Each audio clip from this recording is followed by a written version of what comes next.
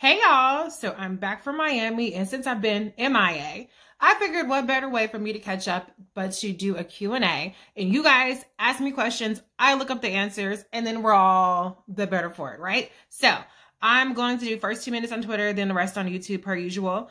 Before I get to any of the questions, I do want to level set where we are. There's been a lot of spin from what I've been able to gather in my catching up. But let's just talk some of the facts. Okay, these are numbers. I'm a data girl. Y'all know that. Based on the 538 forecast, you guys are probably used to me referencing this. Right now, the state of the Democratic primary is that Bernie Sanders has a 1 in 2 chance, a 46% chance of being the nominee by getting a majority of the pledged delegates outright.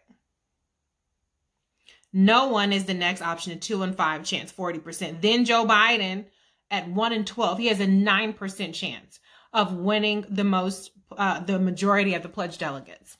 Then you have Michael Bloomberg at 1 in 25, 4% chance. Then you have Elizabeth Warren at 1 in 100 chance, 0.7%. And then you have Pete Buttigieg at less than 1 in 100, which is 0.3%. All others pretty much are at 0% chance of winning a majority of pledged delegates.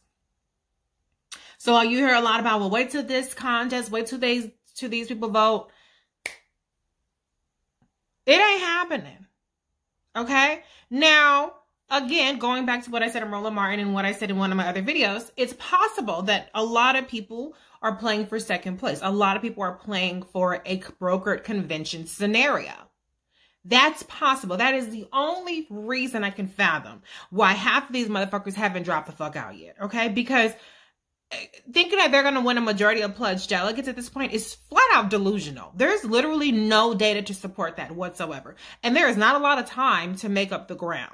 So regardless of what anybody is spinning because they like this person, that person, y'all know I'm neutral. I don't have a candidate in this race. A lot of people have no chance in hell of winning the nomination outright, meaning without a brokered convention scenario, period.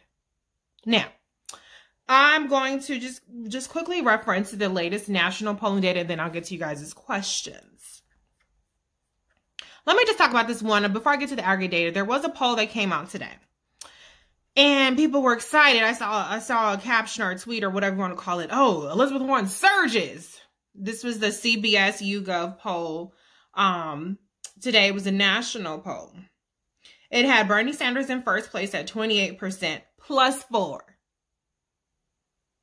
It had Elizabeth Warren in second place now, plus 3 at 19%. Just 3 points.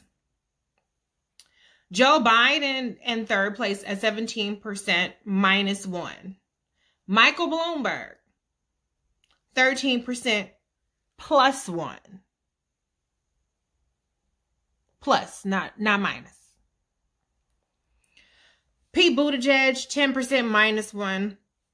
Amy Klobuchar, 5% minus 2, and Tom Steyer, 2% minus, basically neutral. So these are the kinds of things. I understand that people respond to polls without even understanding the trend, which makes absolutely no sense to me. Did Elizabeth Warren surge? I don't think that 3% is a surge, particularly when you're a full 9% behind the leader.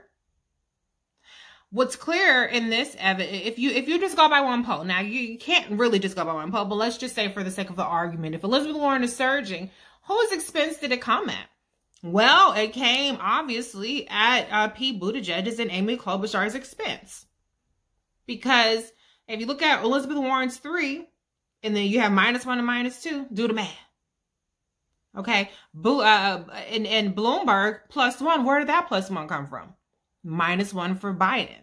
So unless you feel like Elizabeth Warren's strategy of, again, taking a machine gun to everybody on that stage was intended to boost Bernie Sanders, then what the fuck is she doing? It boosted her fundraising. So hats off to you, Elizabeth. Now you can make payroll. You have a little bit more money because she was on her last leg, child. Did y'all see these articles about it? Oh my God, she was going broke as fuck. I've been telling you guys that. You probably didn't believe me. You probably just thought I was being shady. And I can be shady, but shady and accurate are two things that I make sure I try to be at the same time. Okay, I don't just be shady and lying on people. But she has serious money issues, and so her debate performance temporarily solved that, for sure. But, you know, one thing I've noticed from her is that she's kind of an asshole these days, right? I mean, she was a complete asshole to everybody on that fucking stage, which worked. People liked that for that particular performance. And then I saw her make a comment about Michael Bloomberg, and she said, oh, you know, something about him, a tall order, but not his height. I'm paraphrasing. But I'm like, now listen, I'm not a Bloomberg apologist, but why do you have to insult this man's height? You know, there are many times that I'm about to drag the fuck out of somebody where I'm really tempted to go after their physical appearance. But you know what? I feel like when you do that, you end up insulting people that you're not even trying to insult. What is wrong with the man being 5'7"? There are a lot of men that are 5'7". Don't you think that you kind of alienating those people? That being a complete fucking asshole about this man's height? That wasn't cool. That wasn't cool. But I think maybe this is her new shtick now. Like, the facade again. The facade is all, fuck it. Super PAC money, I'll take it. Super bitch attitude, I'll take it.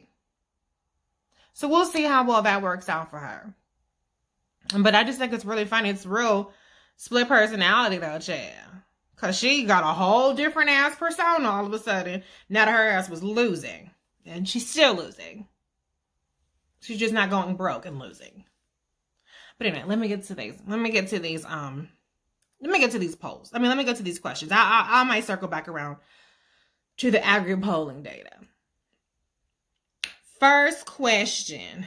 Somebody asked me, who won the black vote in Nevada caucus? The media lumped all the non-white vote in one group and noted Bernie won it. Somebody answered, Biden got 39%, Sanders got 27%. Okay, I'm going to take your word for it.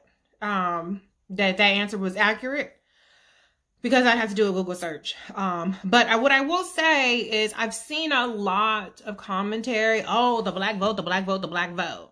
And I've reminded you guys when I made this video. Remember, I did make the video about don't come for black people to black vote, some shit like that. I don't remember. Y'all have to go back and watch it. And my point was the black vote is fluid right now. The black vote is not just with Joe Biden.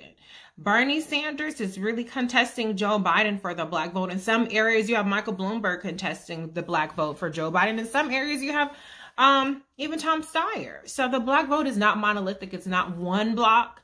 Nobody has a majority of the black vote. It's only a plurality. And I saw a lot of people dragging black voters. Oh, what the fuck is wrong with y'all for picking Bernie? Listen, I'm never burning as much as the next person, but if people are picking Bernie Sanders, that means that number one, his campaign is doing something right. Loath I am to admit that.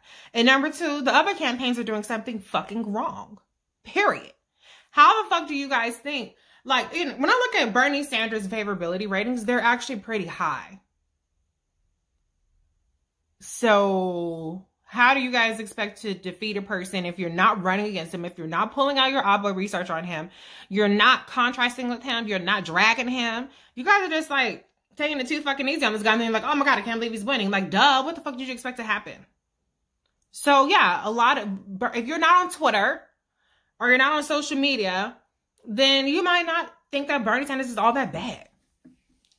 Especially if you're not particularly anti-socialism, democratic socialism, then maybe Bernie Sanders isn't that bad to you. So again, Bernie Sanders winning is directly a result of his campaign reaching out to the people that they need to be reaching out to, and the other campaigns giving them a complete fucking free pass, total free pass. With the exception, I would say, of Pete Buttigieg. Pete Buttigieg does make those contracts and he does try to, go after Bernie, but that doesn't get as much headlines as some of the other stuff does. So, it is what it is with that.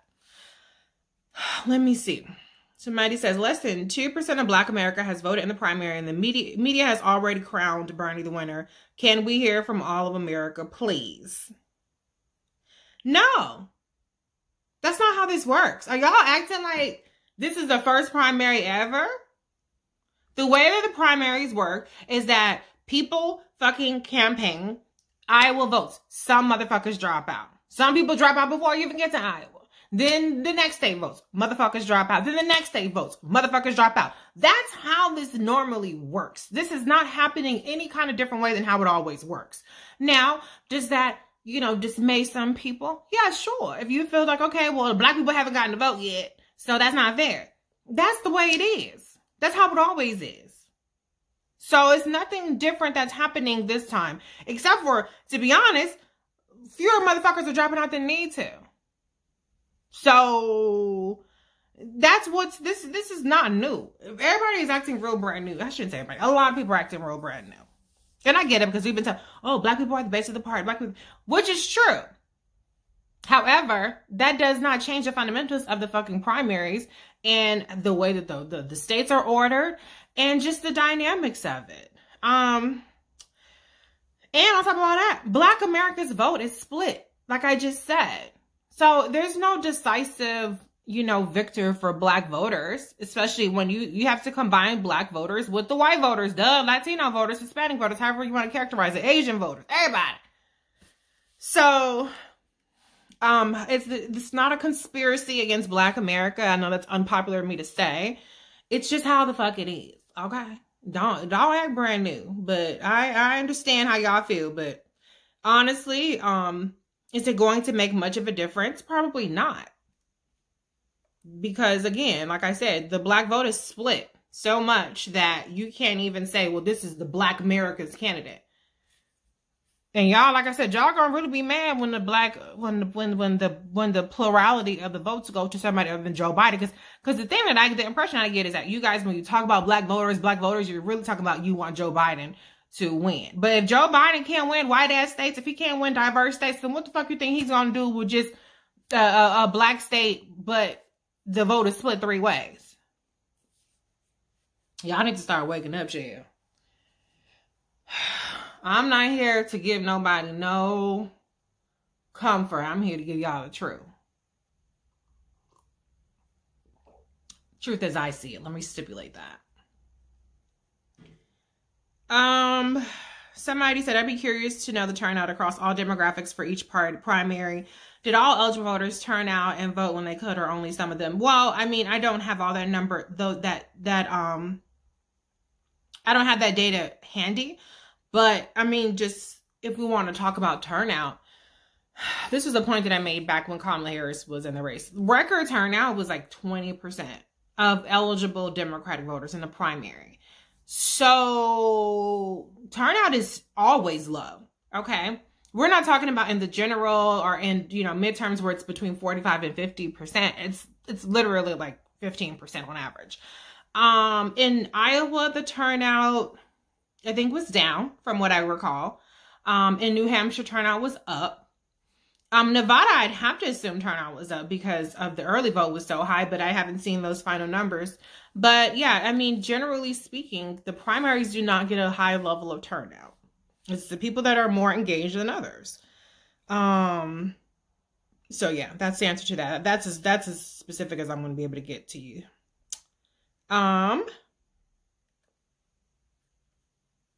Somebody said the media, LOL, the media is not crowned Bernie the winner. The media is working against Bernie, but don't worry, he'll win. I don't know how the fuck this Bernie I can't tell by the picture, child, made it onto my goddamn page, but you can, I ain't got nothing for you. The media is not fucking working against goddamn Bernie Sanders. The media hasn't even fucking vetted Bernie Sanders. The media asked this motherfucker one time about his goddamn medical records and then they dropped the shit. So no, the media is not working against Bernie Sanders. Bernie Sanders consistently gets the most media coverage. He gets more favorable coverage. So where the fuck is the media working against him? Mr. had a whole fucking heart attack and everybody dropped it. Mr. fucking Russia is helping his campaign and nobody's even talking about that a couple days later. You Bernie bros and bros, y'all motherfuckers are straight up delusional.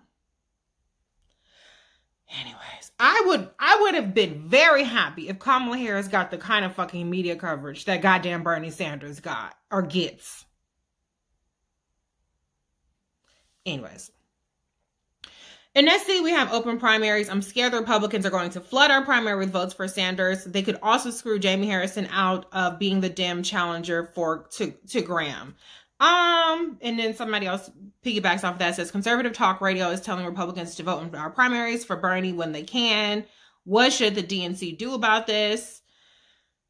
Okay, a couple of back and forth things there. All right, so yes, I mean, when you have an open primary, then Republicans or independents can vote in a Democratic primary. I have heard of this push to get Republicans to support Bernie Sanders in the primary. Just like we heard about this, remember that Republicans were going to support Tulsi Gabbard in the New Hampshire primary. Did that happen? No.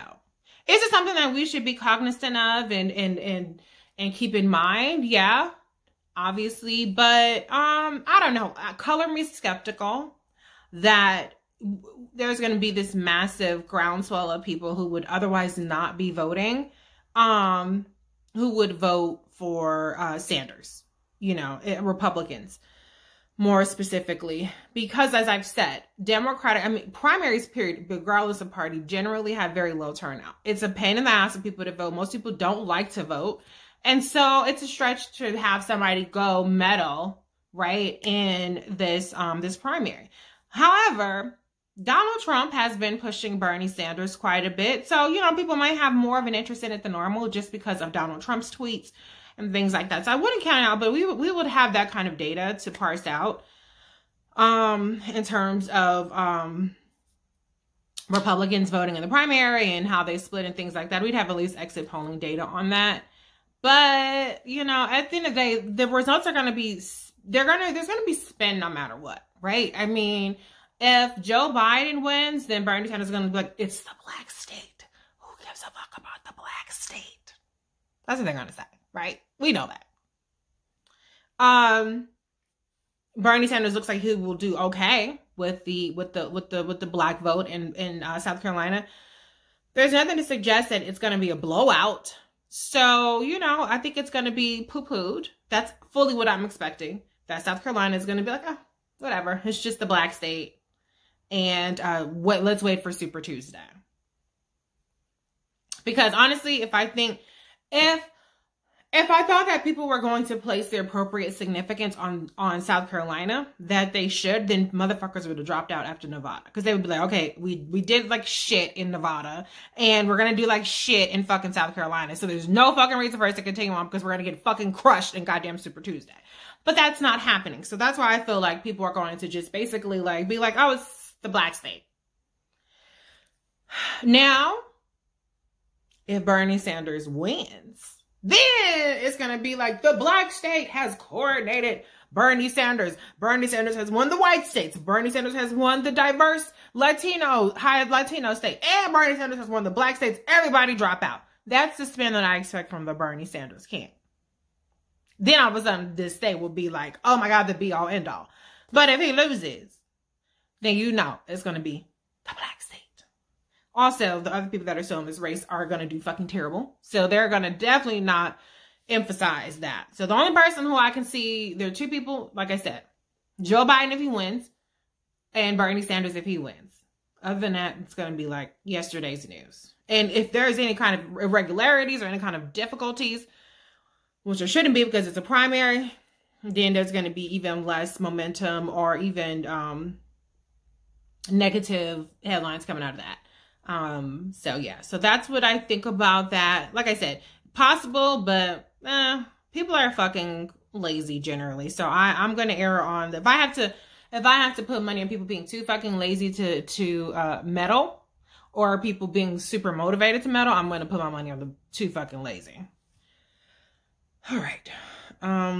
What should the Democratic Party, somebody said, what should the DNC do about this? There's nothing they can do about it at this point. All the rules are baked in. So, you know, some people think that primaries should be closed. Some people think that primaries should be open. I don't really care either way, to be honest.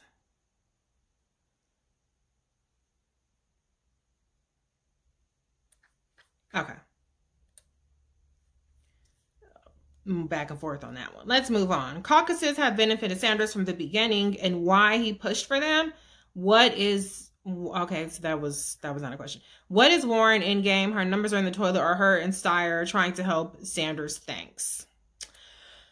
Yes, obviously, Bernie Sanders has pushed for these caucuses, and he's pushed for the rules changes in these caucuses, which the rules changes have actually hurt him more than helped him because, well, I don't know. Let me take that back. In Iowa, because of the rules changes, he was able to, you know, what did he call it? Claim the popular vote victory. But in Nevada, he's going to get the popular vote victory and the delegate victory. But the reporting is so fucking slow that it's completely stunting any kind of like momentum and like big swing to push like we had a decisive victory and this and the other. So he's like kind of shot himself in the foot with that. Sanders does not obviously have a strategy that is about maximizing delegates. He has a strategy that's about maximizing votes. And so that's why I think he pushed for this whole first alignment and then final alignment vote tallies because, you know, the delegates, if you're not viable in every district, there's a bunch of rules. I've explained that before. So anyways, so that's that on that. What is Warren's endgame? Well, based on her strategy, the only thing I can think of is that she is playing for Bernie's VP or playing for second place in the event of a contested convention, hoping that she can emerge as a consensus choice, as like a unity candidate, even though her unity shit has gone out the fucking window. But I think that she's 100%, indisputably, without a doubt, not playing to beat Bernie. There's no chance in hell, because she got on that fucking debate stage and she tried to murder every single person on there rhetorically. And she barely had any energy for Bernie. She threw him a little, just a smidge here and there. I guess just to say that, just so people could say, oh, well, she did attack Bernie. No, she did not have that energy for Bernie that she had for other people, period. So she's not trying to go after Bernie. Even though the number one second choice of Bernie Sanders voters is Elizabeth Warren. So she's not playing to beat Bernie. So she's either playing to run interference for Bernie, which is what she did when she went after everybody on that debate stage. And she's still going after people. She's going after Michael Bloomberg in particular. Even though Michael Bloomberg, again, like I said, does not have any votes to give her, did not have any votes to give her in Nevada, which she got blown out. Does not have any votes to give her in South Carolina, which, based on the polling, she'll get blown out again. So, why go after Bloomberg? Bernie Sanders. Helping out Bernie Sanders. Yeah, so that's what I'm thinking. You know, I think, number one, she was so fucking desperate to get the money that she needed. She was on her last dime. She had taken out a $4 million loan, everything. She was not getting the money, child. So she was like, fuck it, go big or go home. And she just needed to make payroll more than anything, child. But their numbers are not, I don't see any evidence of her being able to win any of the contests on Super Tuesday. She's not even viable in many of the states, if you believe the polling. The polling has not been that far off. It just hasn't. I'm sorry. I know you guys want to be like, oh, polls this, polls that. Well, the polls have not been that bad. So, yeah, her end game, second place or VP. She's not terrible at math, though, because, again, Bernie Sanders is the most likely person who's going to be the Democratic nominee at this point, unless somebody fucking stops him. Who has the appetite to do that? I don't know. I'm still not saying it. So she's like, fuck it. All right. Maybe he'll, you know, throw a bitch a bone. Like, okay, I went after all these fucking people. What you gonna do for me? But okay, moving on. Let's see. Outside of Bernie being the clear winner, I don't know what to believe yet. Pete Buttigieg camp insists that he's holding on to second place. Not that it really matters as long as he's above 15%. Third place in a diverse state that just got to know him is a win in my book. SC is the game changer. Okay. Then somebody points out some sort of, you know, data discrepancies or perceived discrepancies with the Nevada polling or election results stuff. You know, Pete Buttigieg has submitted a letter to the party alleging discrepancies, things like that. It's a clusterfuck, per usual. These people, I read through the article about why are the Nevada caucus results coming in so slow. It's appalling. This is so fucking archaic. Even if you're like, okay, caucuses should not happen.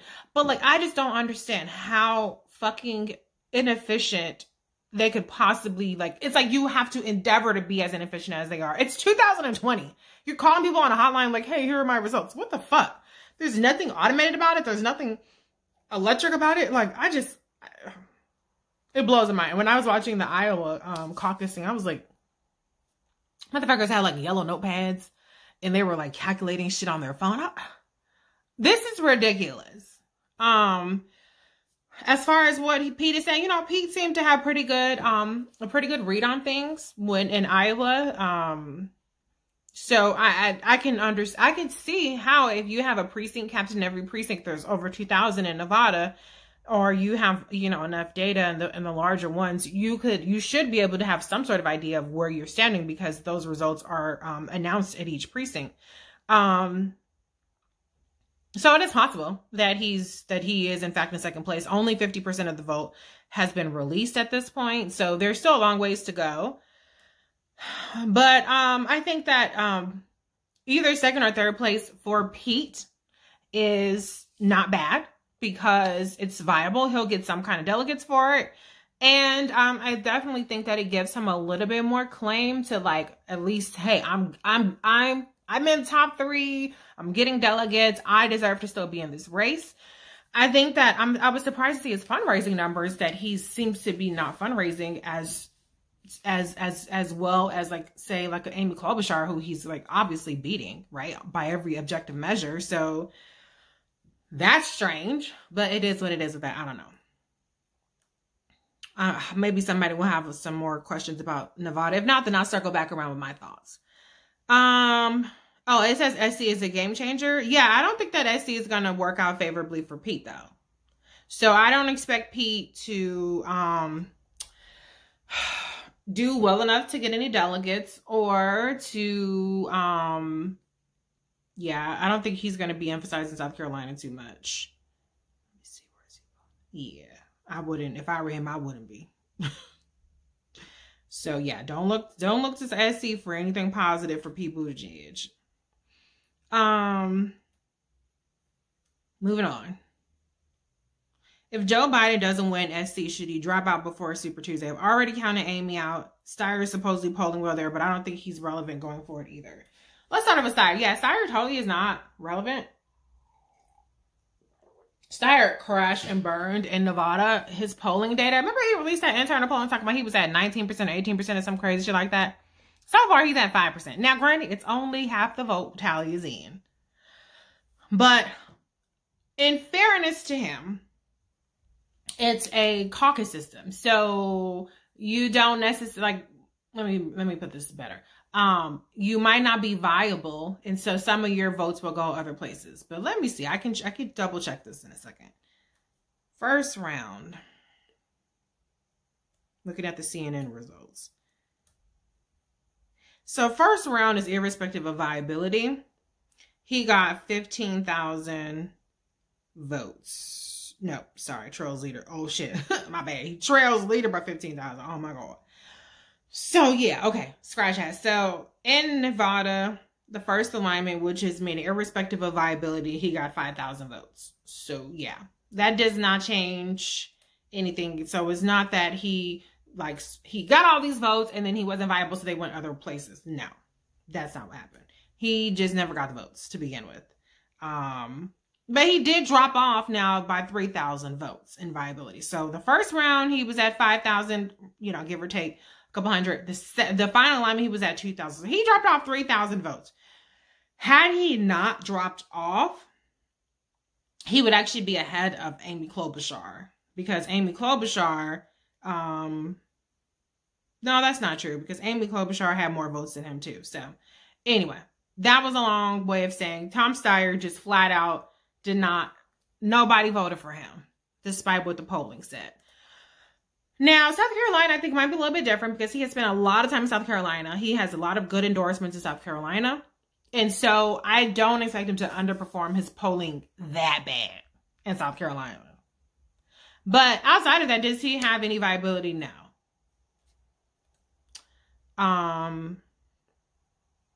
Should Joe drop out before Super Tuesday?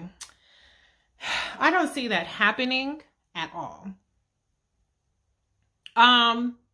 Joe is running kind of a lean campaign operation. So even though he has had trouble fundraising, he is not in the hole as some other people were, like Elizabeth Warren, who massively increased her payroll. And so she was really about to have to drop the fuck out because she wasn't going to be financially viable.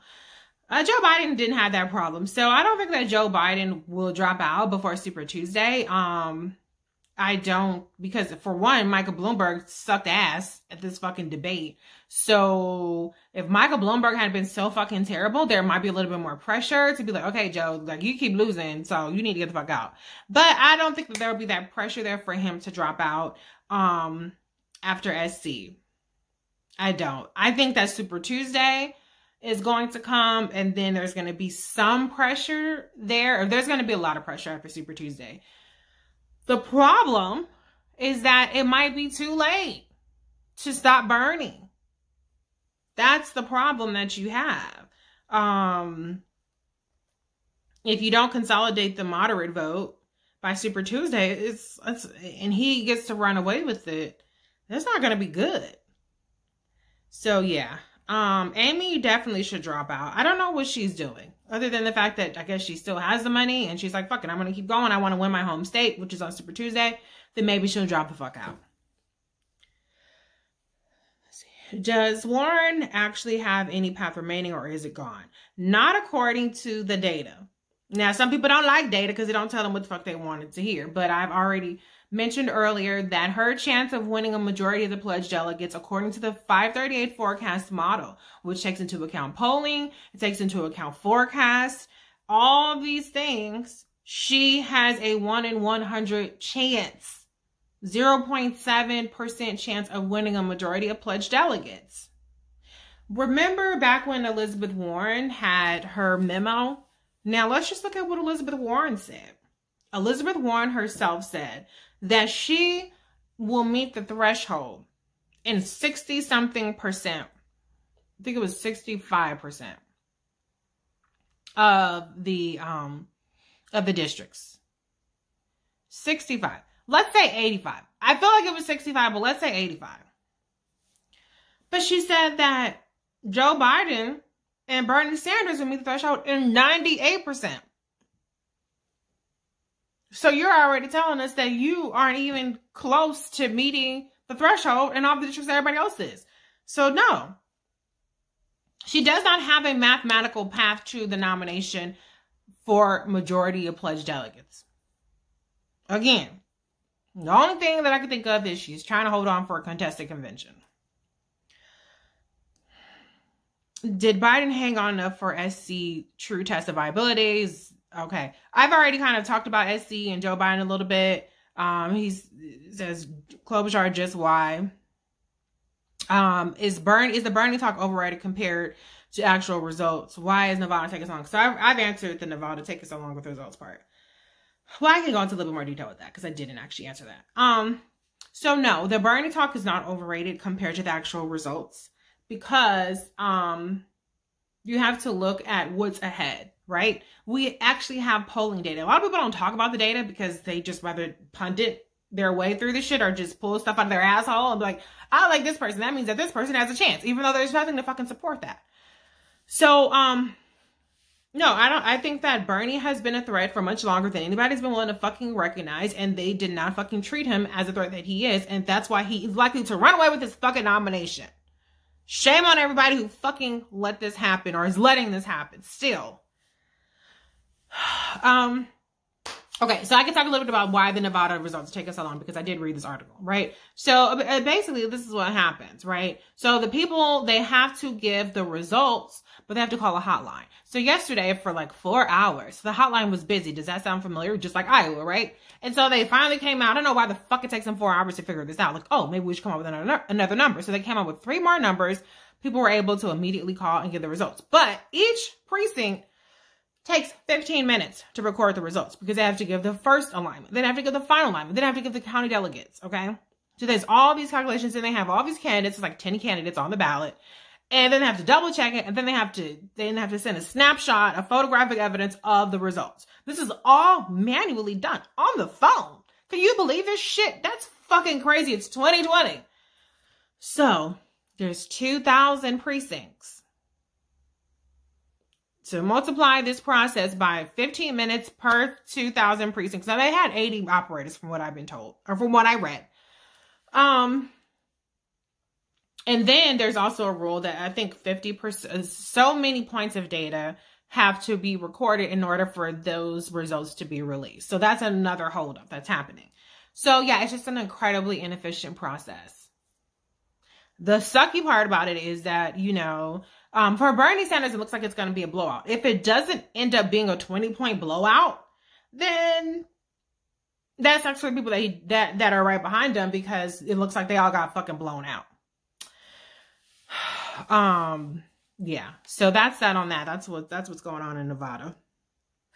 Let me just refresh real quick to see if anything else is up there. Nope. This is crazy. 50%. Like, this is crazy. How fucking, and this is even worse than Iowa at this point. In a scenario where Bernie has 40% of the delegates and Pete and Joe each have 25 and Warren has 10, who wins the nomination? Somebody responded Bernie. Probably, I don't know if this guy's a Bernie bro. I don't recognize this person as having ever come on my page.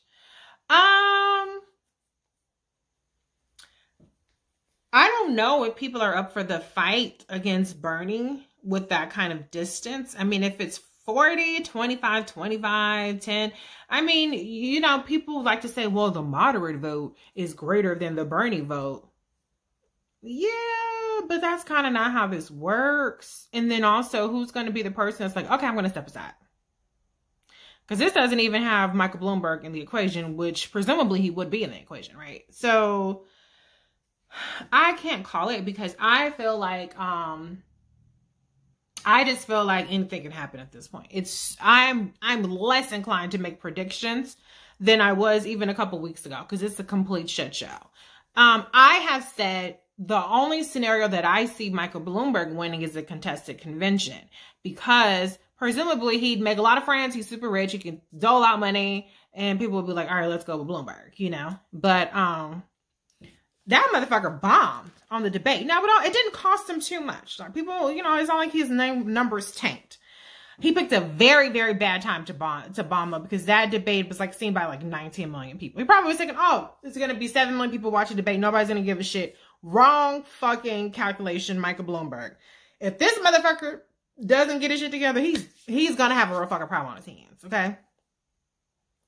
The best news for Michael Bloomberg will be Tom Steyer meeting his poll numbers in South Carolina.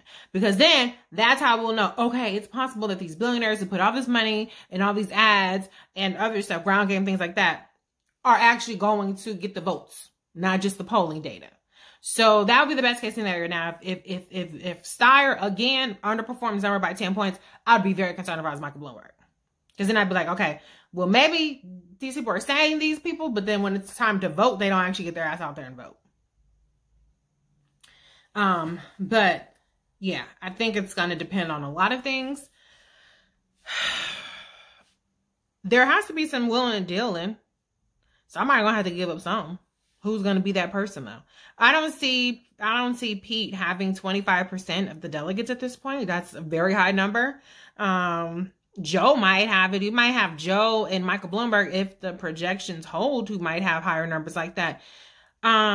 Warren is not projected to have anywhere in the ballpark of 10%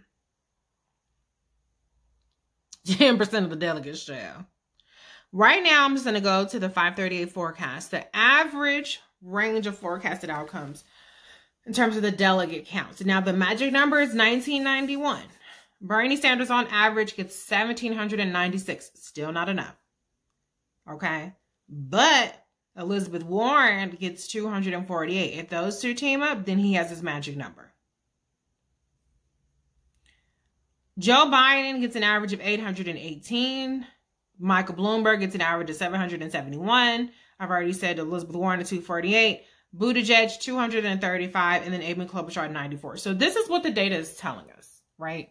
There is no reason to believe that the data is so off and so unfair to anybody in particular. It is what it is. So that's out on that. Yeah, I think it's interesting that people say, oh, well, Bloomberg is a spoiler. Well, how can you say Bloomberg is a spoiler when Bloomberg hasn't been on the ballot?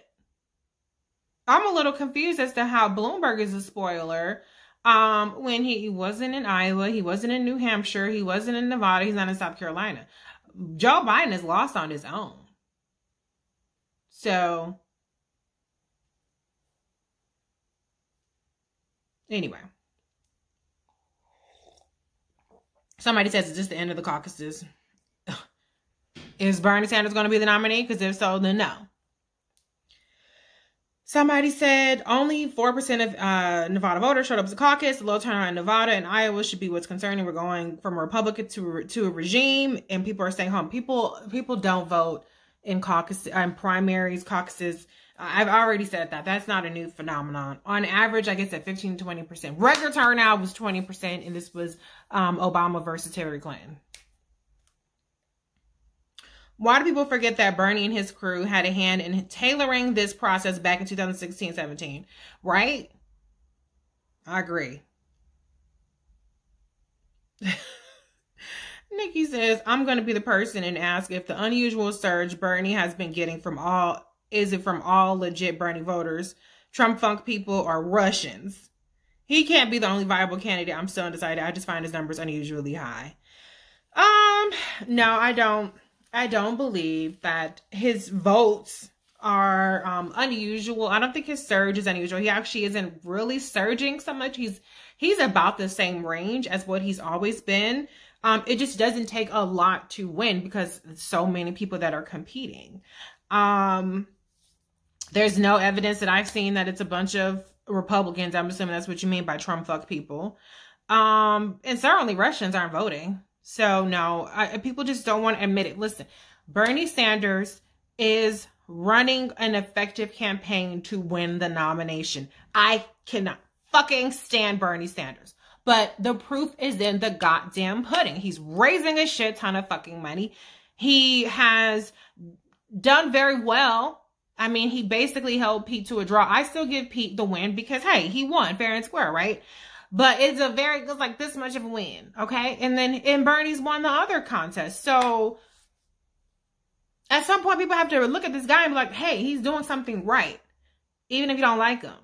And at some point, people have to look at this guy and be like, hey, we need to fucking stop him.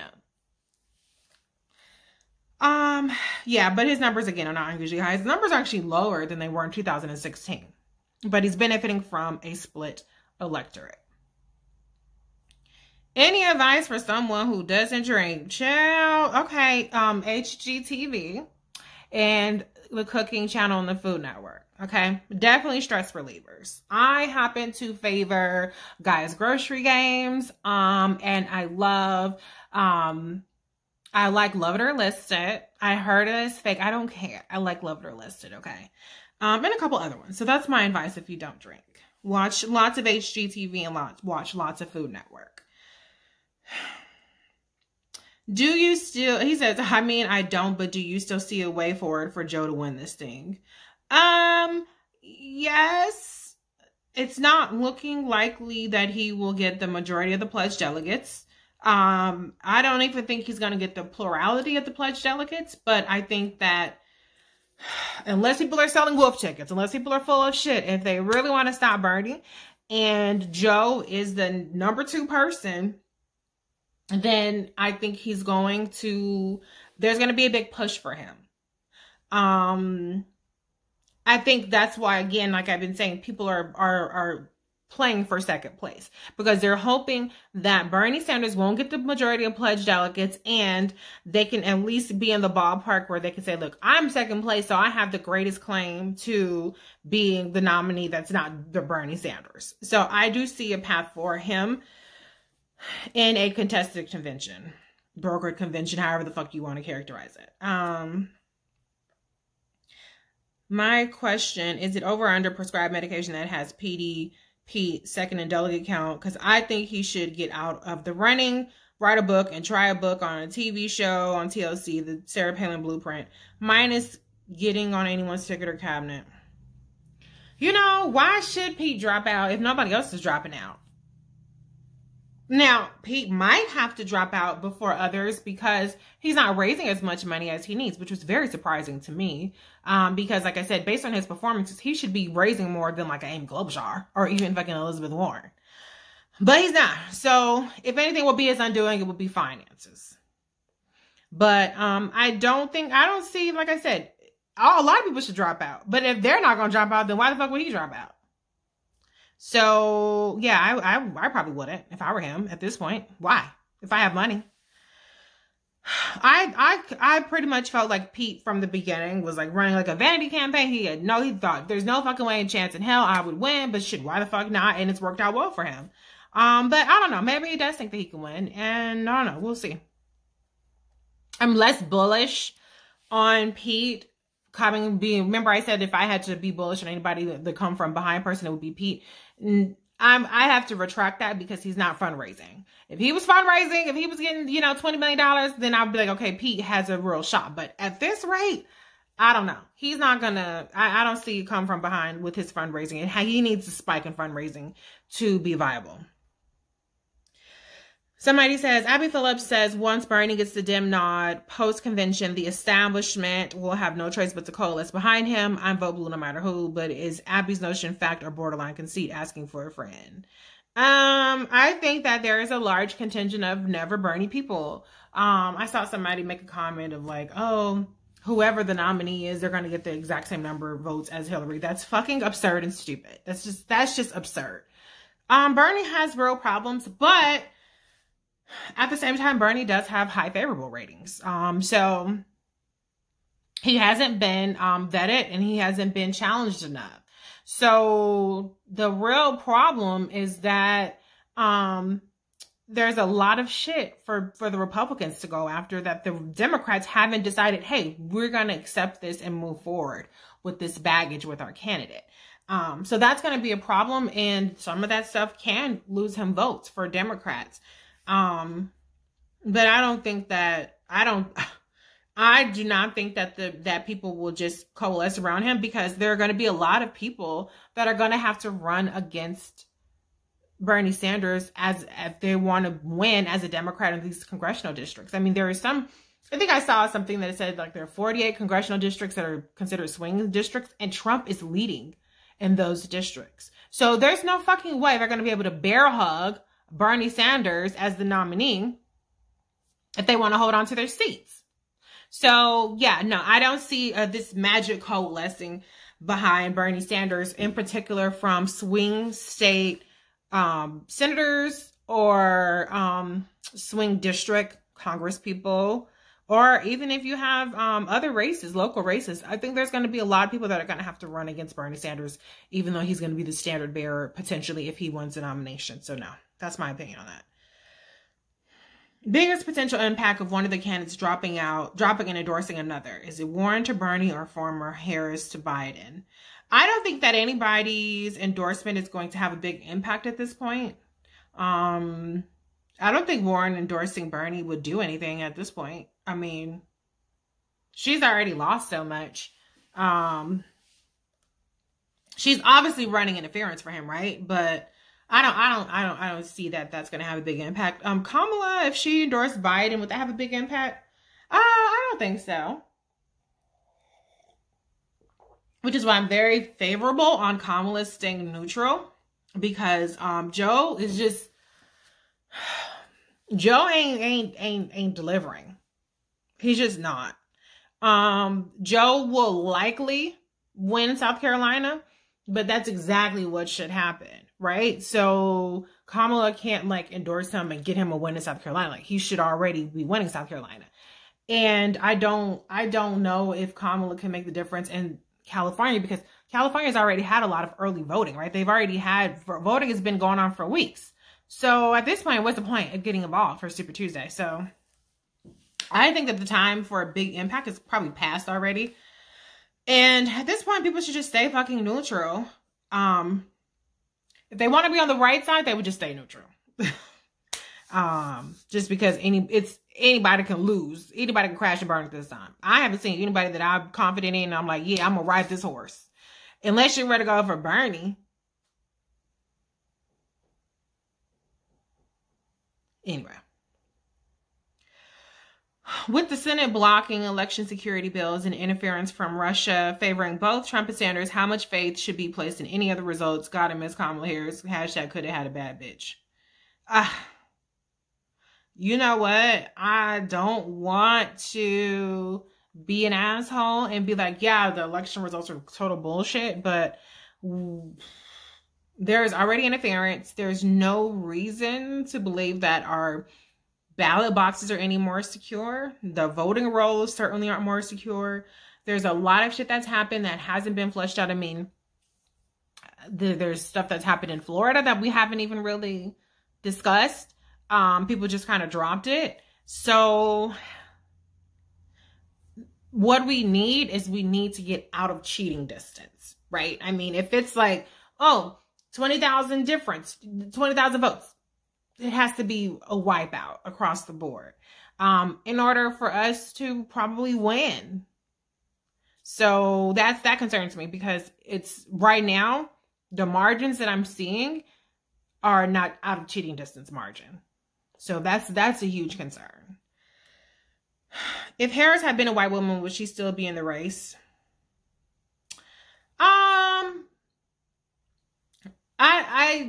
I'm not so inclined to say that. Now, what I can say is this. If Kamala was a white woman, you would not have had Operation Block the Black Woman, right? It was so unconscionable to people. It was such an affront to their being. The notion that a black woman could beat them and come so close to being the world's most powerful person that it was all guns aimed at Kamala from everybody. And there wouldn't have been that like impetus to stop her if she were not a black woman. Period. So that's that on that. And you know what? Honestly, if she had the record that she had, maybe all the people who love Miss Millie child, maybe they would have been more impressed with Kamala because, you know, when Kamala does something, it's not a big deal. But then when a white candidate says it or does it, then all of a sudden it's a big fucking deal. So if you take Kamala's criminal justice record, if you take Kamala's proposals, if you take Kamala's effort and you slap a white woman's face on it, perhaps a 70-year-old white woman's face on it who enjoys cardigans, then she probably would be like killing it.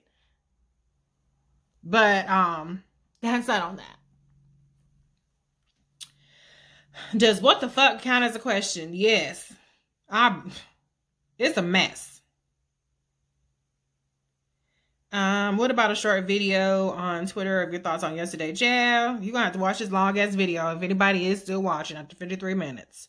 How did Bernie win the Nevada primary? He advertised, he did events, he ran in 2016. He's been running for fucking president for 4 years. So that's how he won. Can you post a link when the video is ready? Of course. Okay, that's just a comment. Basically, she's torn. Yeah, I feel you, girl.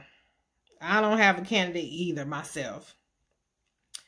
Somebody says, if no one has a majority by the convention, could we get Hillary or Kamala? Seriously. No, that's not going to happen.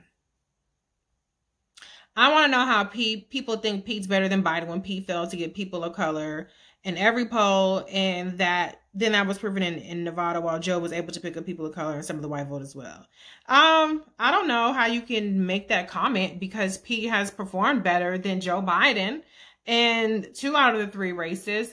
It's not entirely clear that Joe Biden is even going to beat Pete in Nevada. If you listen to Pete and what he's saying, he's 4 points ahead in what's been reported to date of Pete. So I don't know how people can sit up there and say that Joe Biden is so much better. I guess because Joe Biden has much more of the black vote than Pete, which is fine. That's good. Obviously for him, that's totally keeping him afloat. But If you look at his performance to date, Pete Buttigieg has performed better than Joe Biden.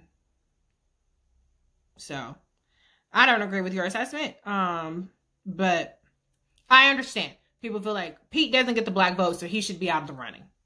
Okay, well, neither does Elizabeth Warren or Amy. Somebody asked me if Sanders responded that he is Jewish but doesn't actually practice his faith. I have no idea. People are saying that he's being attacked because he's Jewish. I hear that a lot. Hi, can Sanders and Bloomberg be stopped? Both of them stopped. And if so, what does it look like? Like on March 4th, out of Biden, Warren, Buttigieg, and Klobuchar, 3 of them have dropped out. Can we unite and stop Sanders/Bloomberg, or will it be too late on March 4th? It'll be too late. Can Sanders and Bloomberg be stopped? I'm very skeptical that Bernie Sanders can be stopped based on the trajectory of what I'm seeing and the lack of appetite to go after Bernie Sanders hard. Again, a lot of the votes have already been going. People have been early voting in Texas. People have been early voting in California. A lot of Super Tuesday, not a lot, but a portion of Super Tuesday is already baked in. If, you know, Biden, Warren, Buttigieg, and Klobuchar have different second choice, third choice people. So it's not to say that, well, if Biden, Warren, and Buttigieg drops out, all those voters go to Klobuchar. That's not how that's going to work. So that's not that. Like, for instance, the top second choice person for Buttigieg is Bloomberg. The top second choice for Warren is Sanders. And the top second choice for Amy,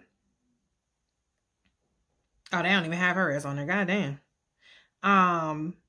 The top second choice for Joe Biden supporters is Bernie Sanders. And then the third choice is Michael Bloomberg. So this is how this person dropping out and that person dropping out, it doesn't work out like a 1-for-1 ratio. Can Bloomberg be stopped? I do think that Bloomberg could potentially be stopped because his debate performance sucked so bad. And if he has another bad debate performance, then I think it can just be really bad for him. But I don't know. Can you address primary versus caucus impact? Who participates? You the best. Thanks. You know, primaries are just easier access and caucuses are more involved process. People said that caucuses discriminate against working class people because they don't have all day, even though you did have early voting in Nevada, which made it slightly different from the Iowa caucuses, which is basically like a ballot, like a absentee ballot. So yeah, that's all I really care to say about that. People don't participate, period. It's a very low participation rate of the primaries, regardless of who is involved. Let me see. I might not be able to get through all these. Okay, I'm almost done. Which candidates look best situated for Super Tuesday? Well, that would be Bernie Sanders and Michael Bloomberg and Joe Biden. That's what the data tells us. People who do not look well situated at all: Amy Klobuchar, Elizabeth Warren, and I don't know about Pete. Pete will probably be like above Elizabeth Warren and Amy Klobuchar. So yeah, that's that on that. Super Tuesday, it's going to be a lot of spin, but hopefully people should drop the fuck out after Super Tuesday. Like, there's literally no excuse to keep going after Super Tuesday for several of these candidates. Probably all but 3 or 4 people should be gone after Super Tuesday. What's the point of the wannabes, Great White Savers, Pete, Amy, Steyer, and Warren still being in? Vanity, hoping that it'll be a broker convention and that they'll be the pick. Name recognition. They might actually really believe they have a chance. I think to lump all these people into one category, I don't think that's exactly accurate. Like, Steyer is not in the same category as Pete. But yeah, there's a lot of good reasons to run for president and stay running. If you have the money, you get name recognition, maybe you get a CNN contract or something out of it, a cabinet position, maybe you get some leverage. As I pointed out earlier, with the delegate forecast data, even 200 delegates might be enough to make you a kingmaker for one of these other candidates. So if you can get 200 to 400 delegates by staying in, then, you know, that gives you some leverage in a brokered convention, to be more clear. Who do you think should drop out, and do you think moderate Democrats will support Bernie Sanders if he's a nominee? We all know Bernie Rose, ton of people like him. I've already kind of addressed that. As far as who I think should drop out, I don't know. I actually don't care. So I'm not much help in that regard. I think that Amy and Liz have no path. Pete probably doesn't have a path either, but he continues to perform better than expectations. So I would not be so inclined to tell him to drop the fuck out. But Amy and Liz should drop out. And I know that's going to be considered sexist, but the numbers just don't support them. Even Elizabeth Warren's own numbers did not support her. Somebody said Bernie or Elizabeth for me since Kamala's out. Okay. Do you think this helped Joe Biden, or do you think people will just brush it off? Well, I mean, if you're talking about Nevada where he lost to Bernie by 20 points, that's helpful. That's what's amazing to me, how low the fucking bar has been lowered for Joe Biden. Joe Biden has been the front runner this entire time. And now people are pitching 20-point loss to Bernie Sanders. Remember how the white states were supposed to be anti-Joe Biden for some reason, but now we're in diverse states and he's still fucking getting blown out. So, yeah, I guess if not being third or fourth is considered a win, which would be his first time not being third or fourth, then yeah, that helped him. Why the fascination with Bernie lying Sanders is not a Democrat and has all these weird ass ideas? Shouldn't people realize it's not going to happen? Because people like free shit. That's why. If a motherfucker tell you, okay, you're going to have Medicare for all, and you don't have to pay nothing for shit, you gonna get we're gonna pay off your medical debt, we're gonna pay off your student loan debt, you're gonna get $15 minimum wage, all this shit, then hell yeah, a lot of people like that shit. Unfortunately, it's not gonna fucking happen, but people like the sound of it. People like to be lied to. Which is why I lose followers all the time, because I don't lie to people, child. Okay. Who will be Bernie's running mate? Chad, I don't have no fucking idea whatsoever. My completely unscientific, wild speculation. I mean, I could see Tom Steyer. I could see Elizabeth Warren would be the most logical person. Because he might need her delegates to make a deal. I could see AOC. I could see Tulsi Gabbard, Chad. I could see literally anybody. Except for the establishment. But I would really be wildly speculative.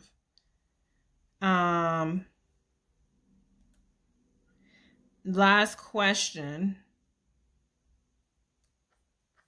Okay, there's two more. Do you think Joe and them get in a room, gang up, decide who will end Comrade Bernard? No. It's every man for himself, shall. Clearly. If it weren't, somebody would have fucking dropped out after Nevada. But that hasn't happened yet. So, no, every person is for themselves right now. If y'all seen these people's speeches after each of these contests, it's like, onward! So, it's not a deal, not at this point. And if they try to make a deal, it might be too goddamn late. Okay, last question. Since the president is a liar and we cannot trust anything he says, who do you think he prefers running against and why? I mean, obviously he prefers running against Bernie Sanders, right? That's who he's been promoting. That's who Russia is for. So, yeah, because he thinks that people will reject democratic socialism and the fucking they'll win back the House and they'll hold on to the Senate and possibly expand their majority in the Senate with Bernie Sanders. They probably have all the fucking Opera research on him that they didn't use in 2016. They've had a very, very large head start on him. He hasn't been fully vetted. He's also in poor health. Let me not say he's in poor health. Let me say he had a heart attack. And when you've had a heart attack and you're 78 years old, then people can certainly easily portray you as being in poor health. So, Donald Trump wants Bernie Sanders, obviously. Who he doesn't want, seems like he doesn't want Joe Biden or Michael Bloomberg. Y'all take with that what y'all want to take for that. It's not an endorsement, and that's it on that. So, thank y'all for watching, if you are still watching, child. An hour and 4 minutes into this. And I will catch up with y'all next time.